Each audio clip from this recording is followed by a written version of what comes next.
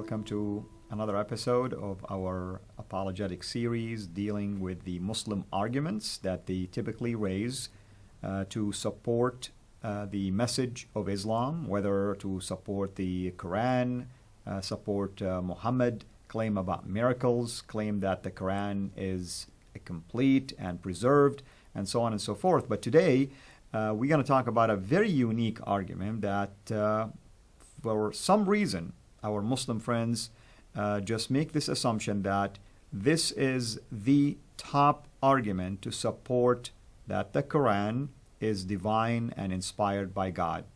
And that's the scientific miracles that are found in the Quran.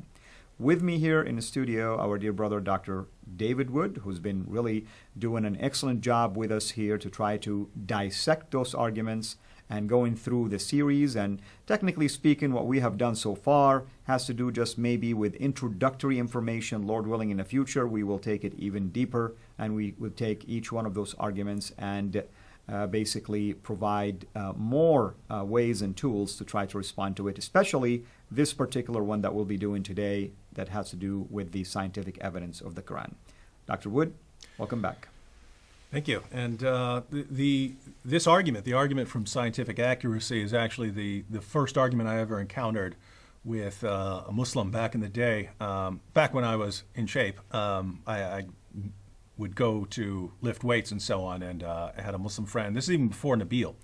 I had a Muslim friend, and we were weightlifting partners. We would spot each other and so on. And one day he told me that he wanted to show me a video, and the video was about the scientific miracles in the Quran. The guy was a Muslim, and I was watching the video, and I'm watching the video, and it would over and over again. It would give a bunch of scientific facts about some topic, and then it would give some verse of the Quran, right, that said almost nothing remotely resembling the topic. Right. It would just mention a cow producing milk or something like this, and then but you were supposed to be so dazzled by all of the scientific information that when the Quran says next to nothing that any 7th century Arab couldn't have told you, then we were just supposed to be overwhelmed by this and convert to Islam. So that was my first encounter with it.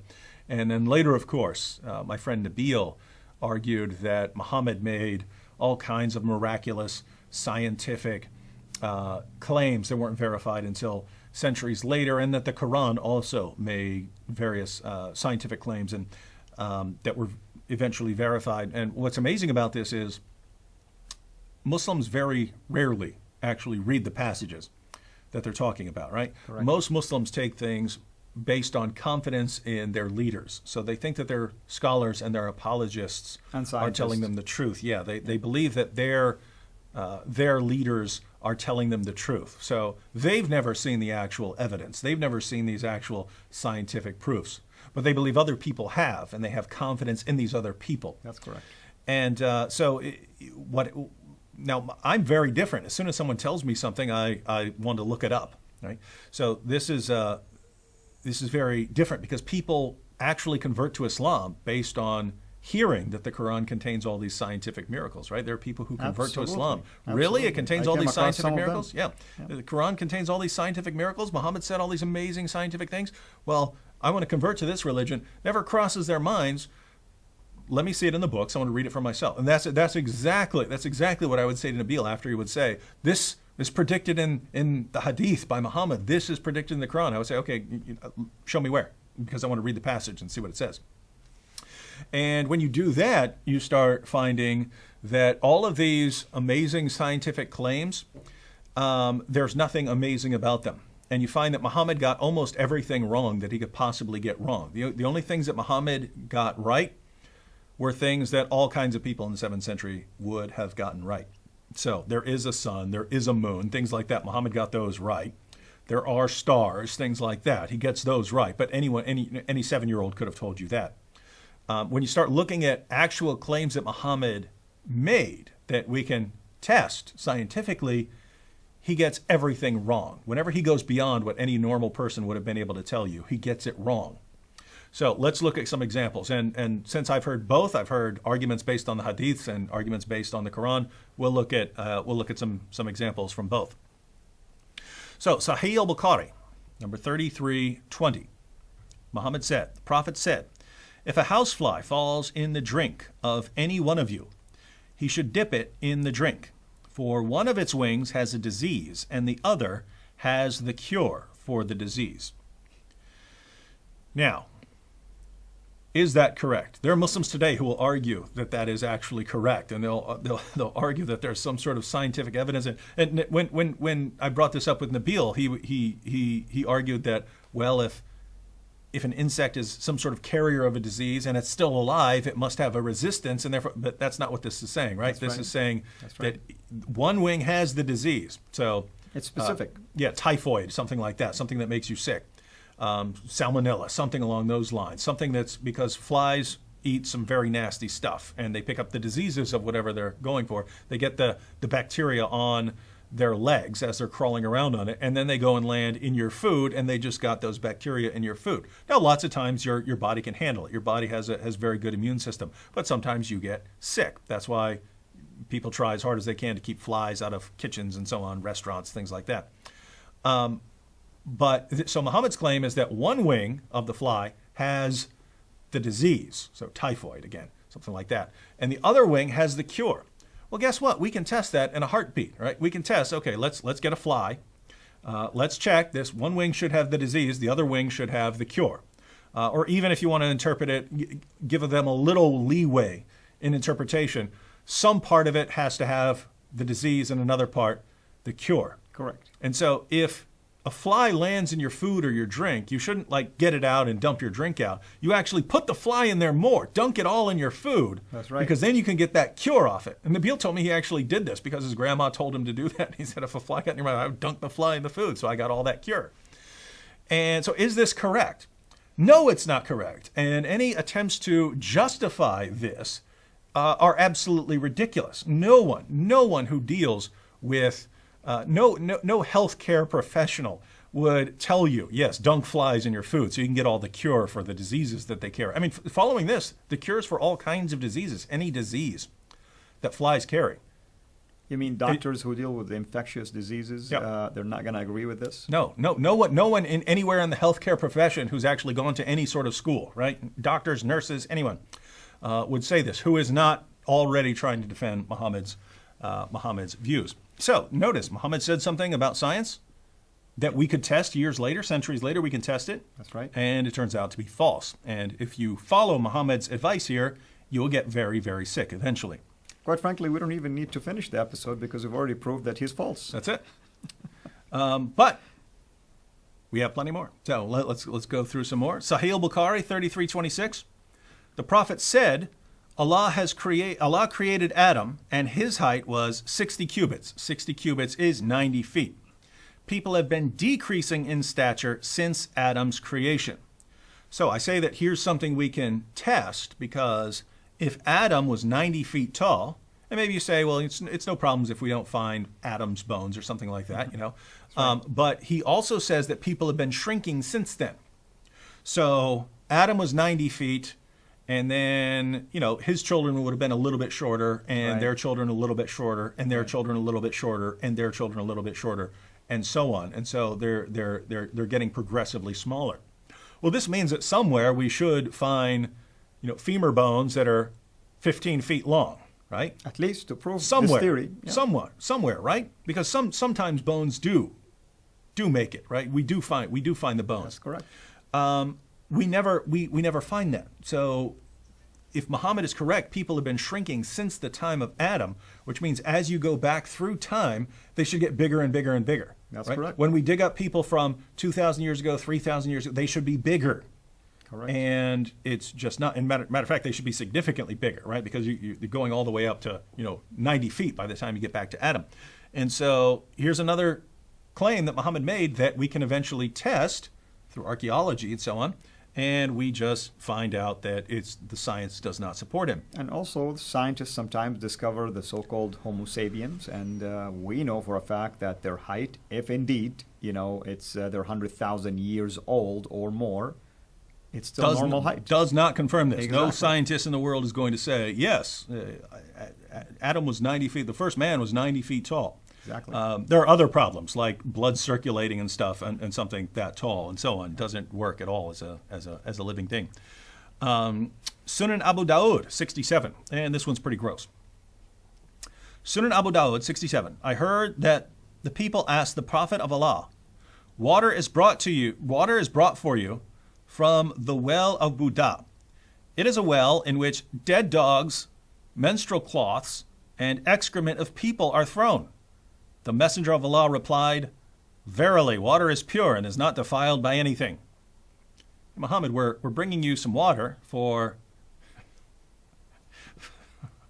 To drink. for whatever. I don't know. They could have been using it for ablutions or something like that. But that's fine. Stick with that, right? That's the best interpretation. Okay. They're using it just for ablutions. They're not drinking this water that has dead animals floating in it, used menstrual cloths, and human waste, right? This is their toilet. This is where they dump their toilet bowls. That's right. And Muhammad, you want us bringing you this water? Muhammad's response, water is pure and is not defiled by anything. Now, is any scientist on the planet going to say that nothing defiles water, that nothing makes water impure? If that's the case, then why are we spending that much money in Africa to help basically villages? Yeah, they could just water? get the sayings of Muhammad down there and realize that Exactly. water's not made impure by anything, right? Yeah. So here again, if you take Muhammad's words seriously, you're going to get sick and die. This is not just, hey, may have been wrong, we don't know. You will die if you follow this guy's teaching. Fortunately, most Muslims don't. They know, they understand better than their prophet did. So they know more than their prophet about science. Why do we even have to cook in boiled water? Well, you don't, because it's not defiled by anything. So you can go get some water straight out of the sewer, and it's good to go. All right, so those are claims from the hadith, and there are many, many more. Those should give you an idea of the various kinds of things Muhammad is saying, that this guy really is saying absurd things that will get you killed if you actually follow them. And these are the sorts of claims that we can actually investigate. Correct. And they turn out to be totally ridiculous. But notice, it's Muslims who are making scientific accuracy the criterion for whether we should believe in him as a prophet. They're offering this, as you pointed out. Many Muslims view this as their main argument. That's correct. And what do we find when we look? Weird stuff. And if a Muslim will come back and tell me, oh, those hadith you picked are actually strange or weak, then why do we have him anyway? Yeah. So either way, you really cannot escape from this reality. Mm-hmm. And even if you think they're weak, somebody else will argue against your argument. Yep. And but those are the hadiths. So suppose we're dealing with a Muslim who rejects all the hadiths together. The Quran only. Yeah, That's the Quran correct. only Muslims. So then we'd be stuck with the Quran only. And so there are plenty of passages we could go to in the Quran here as well. We'll look at just a couple of passages. One is the story of Dhul Qarnayn. And what's amazing is Muslims today will say this doesn't refer to Alexander the Great, who in the time of Muhammad was referred to as the man of two horns. Right? Alexander the Great is the man of two horns. That's how he's portrayed on coins. That's how they refer to him. And not only that, if you read Surah 18, the passage about Dhul Qarnayn, it matches up perfectly with the what are called the Alexander romances, these books about Alexander. All the things he did in here are mentioned in other sources of the time. So we know who this is referring to. Muslims have to deny that this is referring to Alexander because he's listed as a devout Muslim, and we know Alexander was as pagan and polytheistic as you could possibly be. Right? This guy was a devout pagan polytheist. So the Quran portrays him as a devout Muslim. We know that. So this is another example of a historical inaccuracy, but we're going to focus on the scientific inaccuracy because the Quran says in Surah 18, verses 84 to 86, Allah says, "Lo, we made Alexander," so Dhul Qarnayn. If Muslims, if you don't want to believe that this is Alexander the Great, doesn't matter. Anyone you want.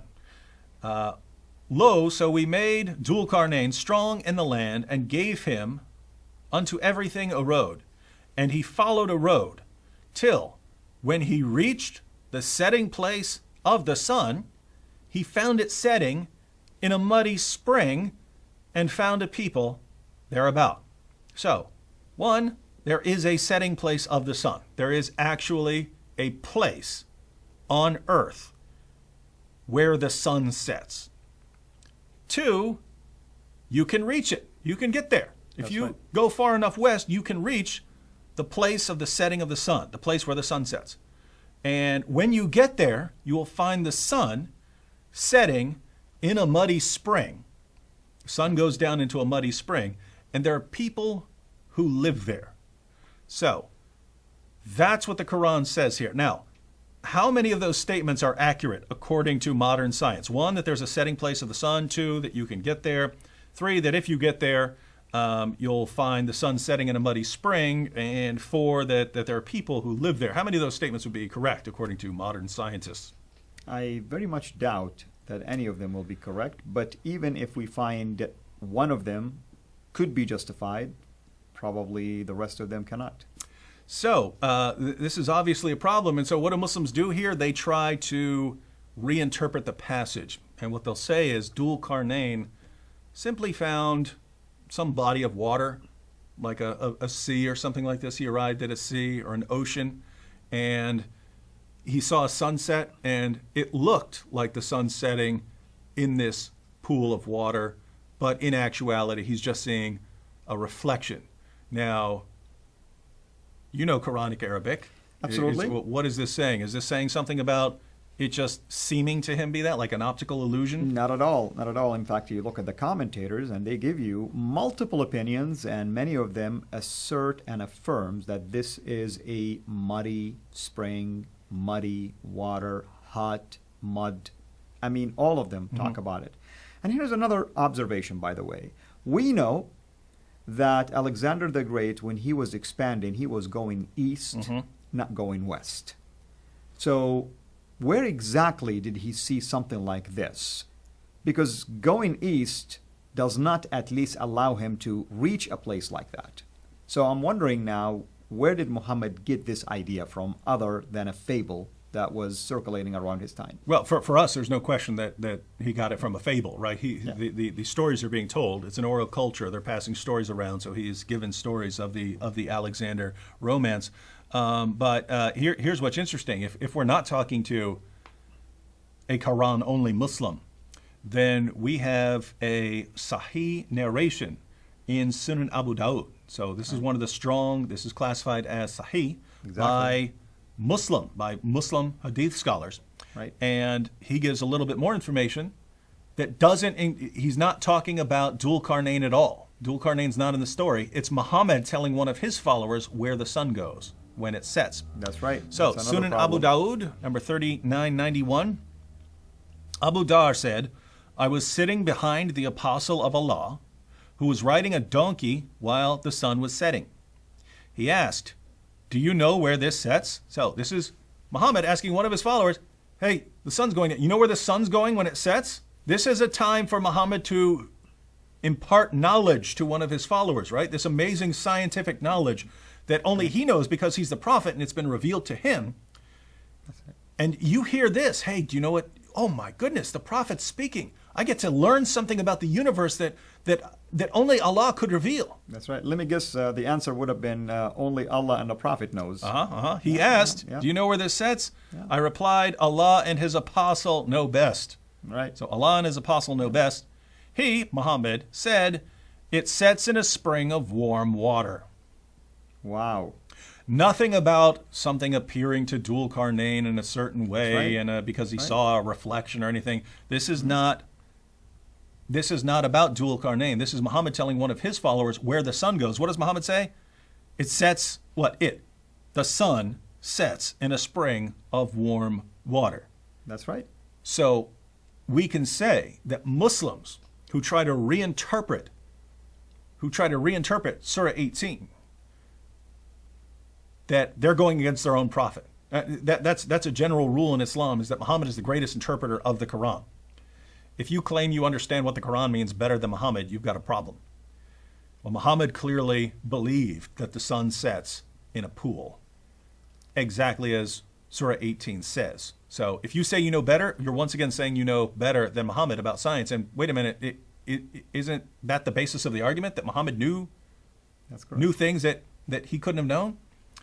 All right, so if you want to be a faithful Muslim, and you have the Quran, Allah saying one thing, and Muhammad confirming the interpretation so that you're not allowed to come up with a different interpretation, then if you want to be a faithful Muslim, you have to say Muhammad was a prophet, and he said that the sun sets in a pool. So, if I go out there and travel far enough, I will find the place where the sun sets, and it will be setting in a pool. And you have to say that as a Muslim. All right, let's look at two more verses very quickly. Surah 67, verse 5. Allah says, "And we have from of old adorned the lowest heaven with lamps. And we have made such lamps as missiles to drive away the evil one, and have prepared for them the penalty of the blazing fire." A similar passage in Surah 37 refers to these lamps as stars. So we know that they're referring to stars here. So we have adorned the lowest heaven with lamps, so with stars. So this is talking about the stars.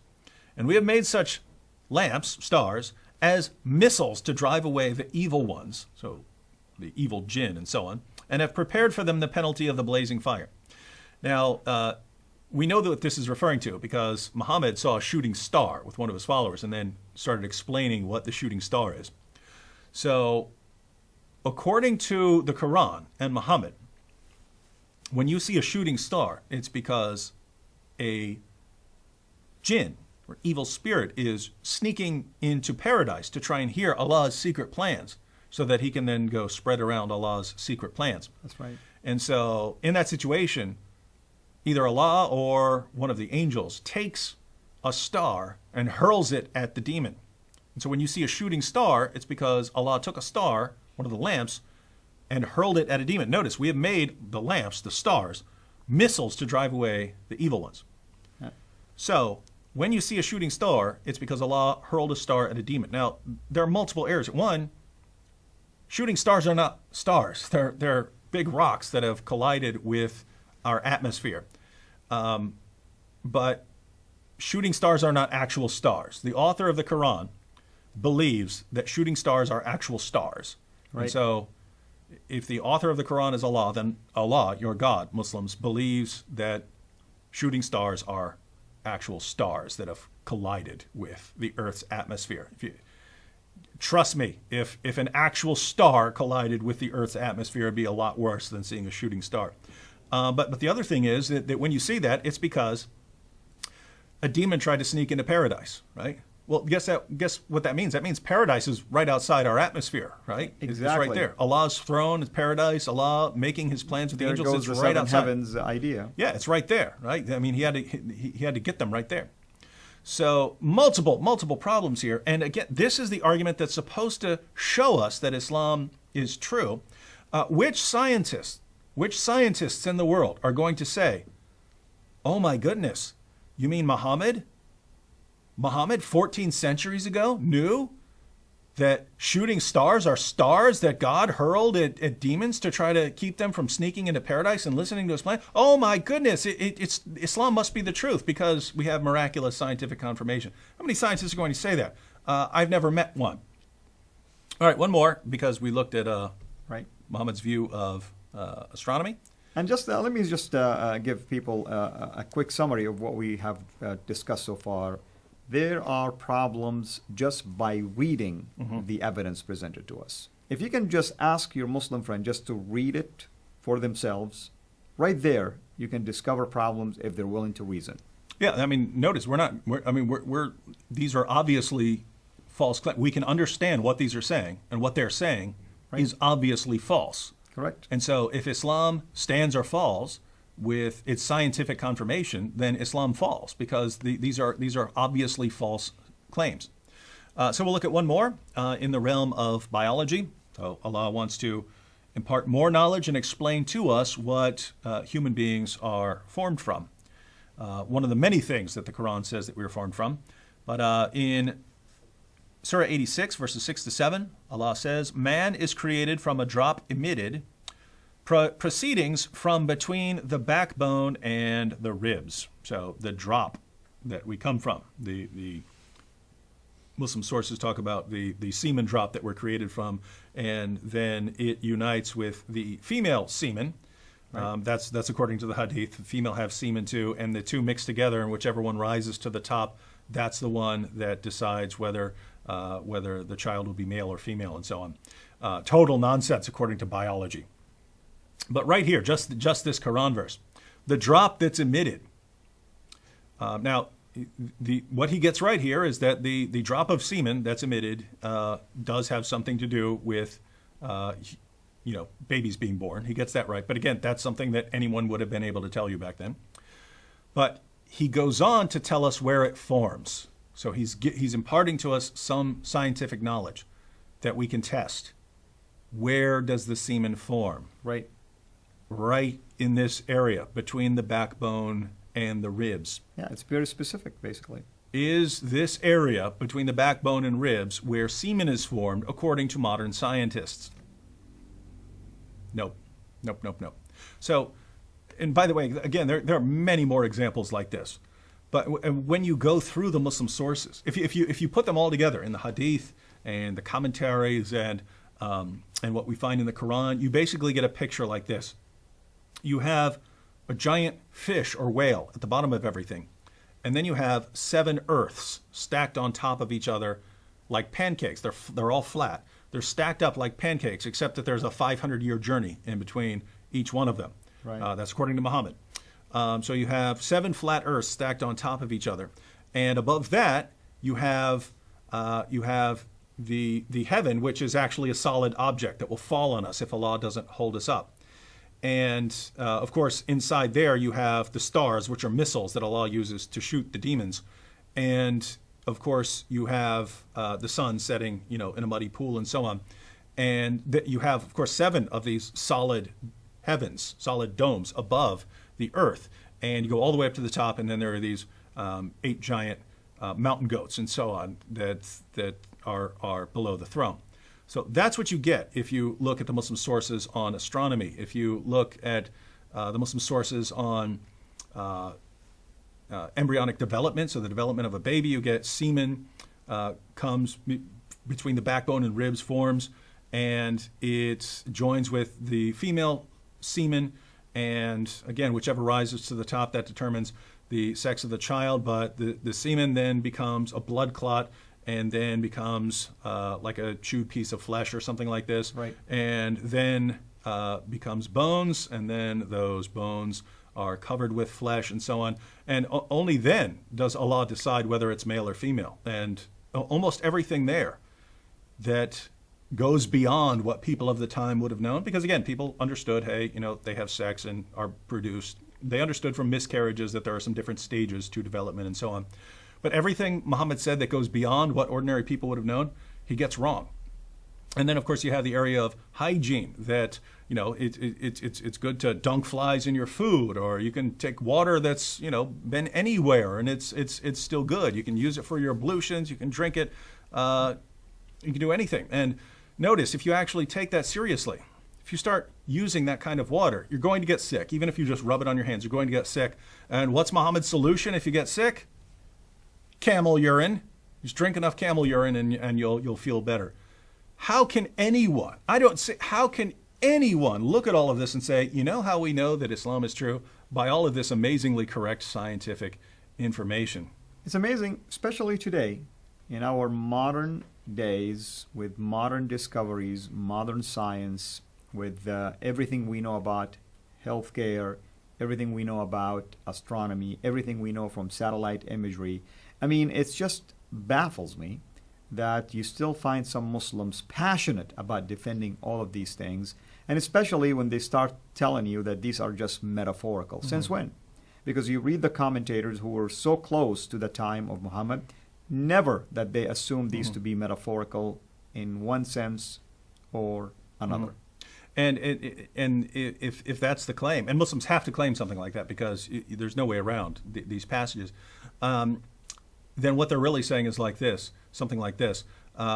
We know that Islam is true because of its amazing scientific accuracy, but whenever Muhammad makes a clear scientific statement, whether it's in the Quran or in the Hadith, it's invariably wrong. So reinterpret those. And once you've reinterpreted them, then you can bring them into line with modern science and then, oh, it's a miracle. Well, the miracle there is not the statements of Muhammad. The miracle there is what you might call the miracle of reinterpretation. That's right. Yeah. And I can tell you this, brother, I am so amazed that Muslims always come to the rescue of their God.